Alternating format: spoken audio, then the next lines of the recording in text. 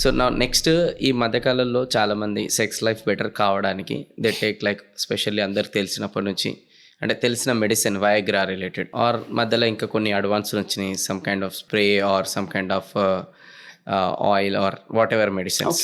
Okay, so ఇలాంటివి తీసుకోవడం ద్వారా ఓకే ఫర్దర్గా సైడ్ ఎఫెక్ట్స్ అనేది ఏమైనా వస్తాయా, వస్తే ఎలాంటివి వస్తాయి అండ్ ఇలాంటివి తీసుకుంటున్నారు ఎందుకు ఫస్ట్ ఆఫ్ ఆల్ కొంచెం వీటిపైన కూడా awareness.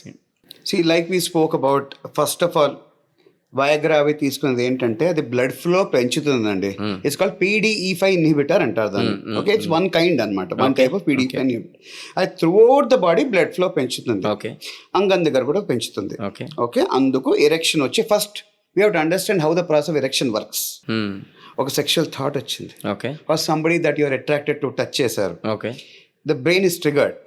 Okay, then it sends the signal via the spinal cord, okay, to the blood vessels in the penis. అక్కడ నైట్రిక్ ఆక్సైడ్ అనే గ్యాస్ రిలీజ్ అవుతుంది, అక్కడ బ్లడ్ వెసల్స్ అప్పుడు ఎక్స్పాండ్ అవుతాయి, దాన్ని డైలేషన్, వేజో డైలేషన్ అంటారు. అప్పుడు బ్లడ్ ఫ్లో అయ్యి ఎరెక్షన్ వస్తుంది. వయసు పెరుగుతున్న కొద్దీ ఈ ఎరెక్షన్ ప్రాసెస్ కి కావాల్సిన హార్మోన్ ఇంకోటి టెస్టాస్టెరాన్. ఆ హార్మోన్ బాగా తగ్గుతుంది వయసు పెరుగుతుంది. మనం అనుకున్నాం కదా, పోస్ట్ 30 ఎవ్రీ ఇయర్ 1% తగ్గుతుంది according to some studies. Okay, అది తగ్గినప్పుడు ఎరెక్షన్ ప్రాబ్లమ్స్ వస్తాయి. కానీ you want to have sex, అప్పుడు ఏం చేస్తారు, you take a PDE5 inhibitor. బాగా పాపులర్ గా కల్చర్ అందరు ఎప్పటి నుంచో పాపులర్ అయింది వయాగ్రా, అది తీసుకుంటారు. ఓకే, దాని సైడ్ ఎఫెక్ట్ ఏంటంటే నోట్లో టాబ్లెట్ తీసుకుంటున్నారు. ఏం చెప్పా, throughout the body blood flow పెంచుతుంది. సో ఇక్కడ పెరిగినప్పుడు తలనొప్పి, ఇక్కడ పెరిగినప్పుడు బాడీ ఏక్స్, ఇప్పుడు గ్యాస్ట్రిక్, కొంతమంది కడుపులో బ్లడ్ ఫ్లో అక్కడ పెరిగినప్పుడు గ్యాస్ట్రిక్ ప్రాబ్లం, అంటే యాసిడిటీ వస్తుంది, అలా అనమాట. అంటే స్పెషల్లీ ఇంకా ఈ మెడిసిన్ వయాగ్రా రిలేటెడ్ కొంతమంది అసలే తీసుకోవద్దు, like heart related problem plus ఇంకా మన డయాబెటీస్ పేషెంట్స్, అలాంటి వాళ్ళు తీసుకుంటే కూడా ఏమవుతుంది, అది కూడా ఎలాబరేట్ చేయండి.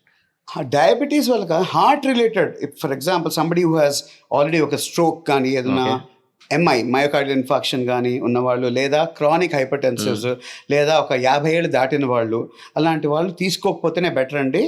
Because it can uh very dynamic blood flow increase ఉంటుంది, దానివల్ల they can have cardiac issues అనమాట. So we never suggest. ఇంకోటి వయాగ్రాకి ఆల్టర్నేటివ్స్ కూడా వచ్చాయి, less potent in terms of effect, అంత పోటెన్సీ ఉండదు in terms of erection solve చేయడంలో, సైడ్ ఎఫెక్ట్స్ కూడా అలా ఉండవు. అలాంటి ఇంకొన్ని వచ్చాయి, వర్డెనాఫిల్ అని, టెడలాఫిల్ అని.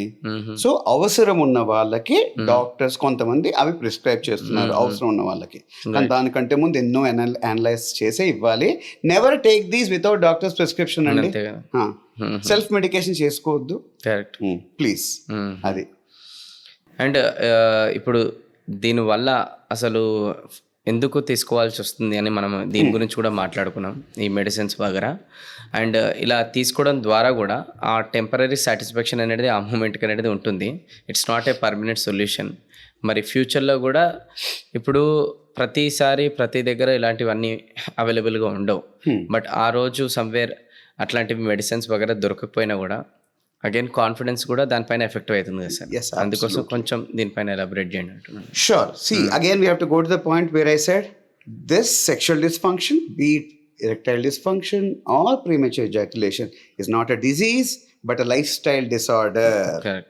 So you're getting the temporary relief Viagra తీసుకున్నప్పుడు, whatever PDE5 inhibitors తీసుకున్నప్పుడు సైడ్ ఎఫెక్ట్స్ కూడా ఉన్నాయి. కానీ ఎప్పుడు ప్రాబ్లం వచ్చినా అవి తీసుకుంటే you're addressing the symptom, not the root cause. Correct.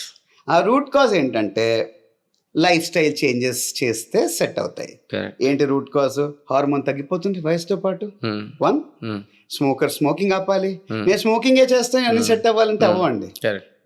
లావు ఉన్న వాళ్ళు, ఒబిసిటీ చాలా ఇంపార్టెంట్.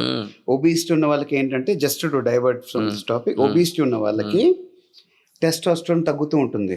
ఎందుకంటే ఫ్యాట్ ఉందా, ఫ్యాట్ లో అరోమేటేజ్ అనే ఎంజైమ్ ఉంటుంది. అది ఇప్పుడు మగవాళ్ళ హార్మోన్ టెస్టోస్టెరాన్, కానీ ఆడవాళ్ళలో కూడా కొంచెం ఉంటుంది. అదే ఆడవాళ్ళ హార్మోన్ ఎస్ట్రోజన్, అది మగవాళ్ళలో కొంచెం ఉంటుంది. రైట్. ఓకే, వాటి ఫంక్షన్స్ ఉంటాయి వాళ్ళలో కూడా. కాకపోతే అరోమటేజ్ ఏం చేస్తుందంటే ఈ టెస్టోస్టెరాన్ ని కాస్త ఎస్ట్రోజన్ కన్వర్ట్ చేస్తుంది. సో లావు ఉన్న వాళ్ళు ఇంకా ఏమవుతుంది, ఇంకా టెస్టోస్టెరాన్ పడిపోతుంది, ఇంకా సివియర్ ఎరెక్టైల్ డిస్ఫంక్షన్, ఇంకా సివియర్ లిబిడో తగ్గిపోవడం, కోరిక తగ్గిపోవడం అవుతుంది. ఓకే, సో అది. సో దానివల్ల ఏం చేయాలి ఇప్పుడు, లైఫ్ స్టైల్ చేంజెస్ చేస్తే ఇన్ ద లాంగ్ రన్ ఇవి వాడాల్సిన అవసరం ఉండదు. ఓకే, వర్క్ చేస్తున్నా, డ్రైవింగ్ చేస్తున్నా, ఫోన్ చేస్తున్నా, ఎక్కడున్నా కూడా ఈ సెక్స్ బేస్డ్ థాట్స్ అనేది ఎక్కువైపోతున్నాయి చాలామందికి, రైట్? సో నౌ దాన్ని కంట్రోల్ చేసుకోలేక ఓకే ఒకటి మాస్టర్బేషన్ కావచ్చు, ఇంకేదైనా wrong things, affairs, what ever జరుగుతుంది. సో ఇది చాలా పెద్ద యూత్లో కూడా పెద్ద ప్రాబ్లం ఏంటంటే హౌ టు కంట్రోల్ ఈ sex based thoughts. First thing ఏంటంటే సెక్స్ బేస్డ్ థాట్స్ రావడము సర్వసాధారణం, సహజం.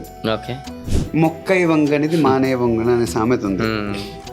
చిన్నప్పుడే ఏదైనా బాగా ప్రివెంట్ చేశారనుకోండి, ఆ స్వీట్ తినకు, ఆ స్వీట్ తినకు, ఆ స్వీట్ తినకంటే మీరు నాకు అదే కావాలి అదే కావాలనరా, సెక్స్ తప్పు, అవన్నీ చూడకూడదు, అసలు మాట్లాడి కాదు, ఒక పెద్ద బూతులా చేశారు దాన్ని.